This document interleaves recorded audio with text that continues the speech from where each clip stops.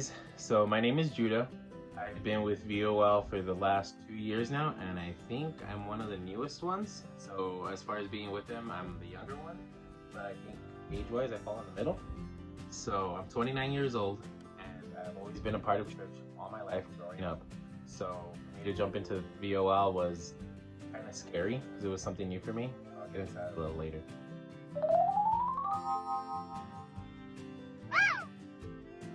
Honestly, for me, my favorite part is the fact that we're one big happy family. You know, like I said, age-wise, I'm smack somewhere in the middle. So I come from a big family. I have three younger brothers, and then my parents. So there's 6 of us, and I'm the oldest of 4 boys. So for me, I've always been the oldest sibling. You know, they look up to me, they come to me for help. But for me, being with V.O.L, I have older siblings now, where I consider them like older brothers and sisters that I can go to and ask for advice, or when I'm struggling with something, they're always there for me. All of them are there for me. And that's my favorite part, is just the family dynamic that we have. I love it.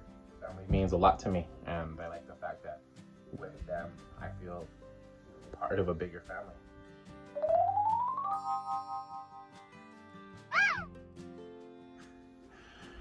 My favorite V.O.L memory. Well, 2 years ago, before the pandemic, we did our last confirmation retreat. And I had just started singing with them. You know, I was like, okay, like, sure, let's do this. I love singing, I love praise and worship, but I've never been part of the actual music group because I don't feel like I can sing.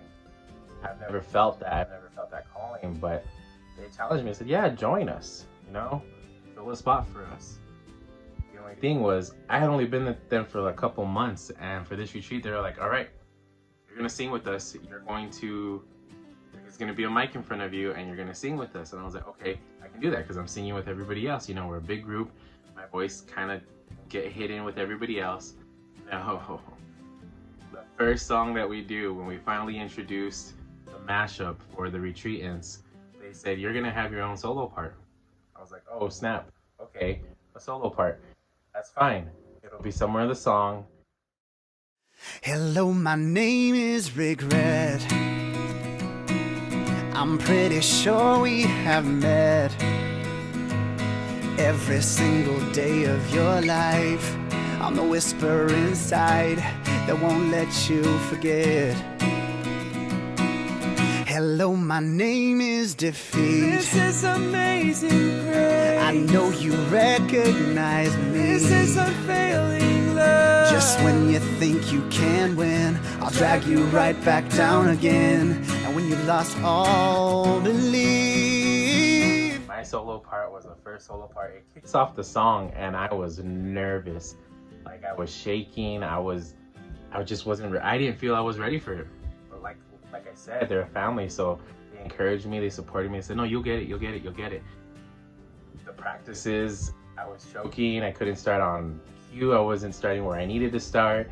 But finally, luckily, thankfully, when it came time to perform it, I choked a little bit, but I went through it and we kept going and it came out great, and they were encouraging and supportive, and it just felt amazing to be able to do that. So my favorite V.O.L memory is being thrown in front of the mic to start off a song when I didn't think I was ready.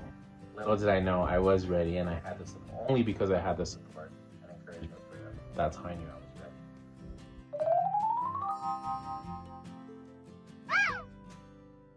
So my favorite Bible verse. I actually do have a favorite Bible verse, and I found it in high school when I was at a loss. I was lost as far as I didn't know what I wanted to do with my life. I grew up homeschooled, so I didn't have a lot of sports opportunities. But everybody looked at me like I could have been a football star. I could have done something with sports. I just didn't get that opportunity. I did want to try to go to college when I got to UTEP and maybe walk on the football team. Little did I know I was small next to a lot of those guys, and it was probably realistically not a chance for me to make it.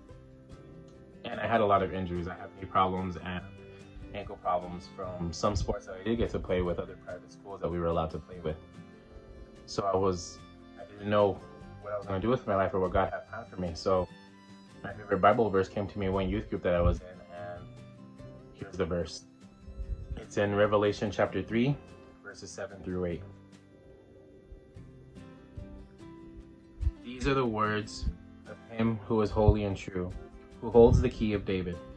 When he opens, no one can shut, and when he shuts, no one can open. I know your deeds. See, I have placed before you an open door that no one can shut. I know that you have little strength, yet you have kept my word and have not denied my name. When he opens, no one can shut, and when he shuts, no one can open. That hit me hard. I was like, okay, so that just means that God has a reason for me. God has a reason that I don't want to do what I thought I wanted to do. What am I going to do? Thankfully, that verse really helped me out, deciding, maybe I want to go into psychology. I started school at UPCC in psychology. And halfway through that, I was like, no, this isn't for me. As much as I love mentoring youth, it wasn't looking realistic for me to actually go and finish a career or finish a degree in psychology in order to be a counselor or be a youth counselor. I really wanted to stick with health and fitness. So that opened another door into kinesiology and becoming a personal trainer. And it's true, when he shuts, no one can open, and when he opens, no one can shut, because when he opened that door for me to kinesiology, I was able to finish my degree. I got my bachelor's in kinesiology. I have my certificate as a personal trainer, and now I get to do what I love to do. I get to help people either become healthy or maintain health. And it's the best job in the world for me. I love my career. It's not even a job for me, it's a career. I feel like I'm going to play every time I go to work, because I've never felt like I'm actually working. And that's all because, God opened this door for me. And through that, I am able to evangelize and witness to my clients, how much I love God and how the faith I have, because they always see me and they're like, you're so happy, nothing gets you down, why? And it's like, because I have faith, and if you want to talk about it, we can talk about it. And thankfully, a lot of people that I've trained, a lot of my clients, they're very open to it. So yeah, that's my favorite Bible verse, Revelation chapter 3, verses 7 through 8. When he shuts, no one can open, and when he opens, no one can shut.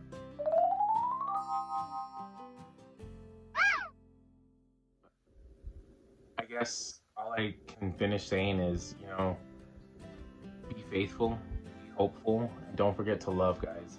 Love is the biggest thing, because if you do anything without love, it doesn't mean anything. So with everything that's been going on with the pandemic, with how we've had to adapt to how to spread the message and how to worship God, you just have to keep your head held high. Pray to God, have him help you hold your head high, so that you understand, he's got a plan for us.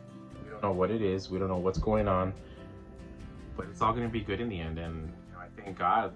Yeah, could have been times where I could have gotten down through this pandemic, but I thank God for the family that he's given me with V.O.L.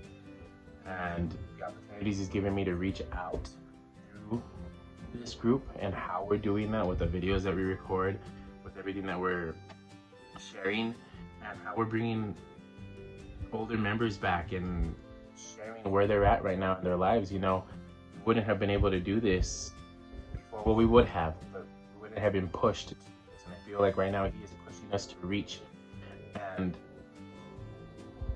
spread his word, evangelize in ways that we never thought we were going to be able to do, or ways that we didn't think we should do. But now, with technology and everything that's going around, we can reach people across the world. We can reach people in other states, or have them regroup with us and reconnect, because we have this ability, because we have this technology. So keep your head held high.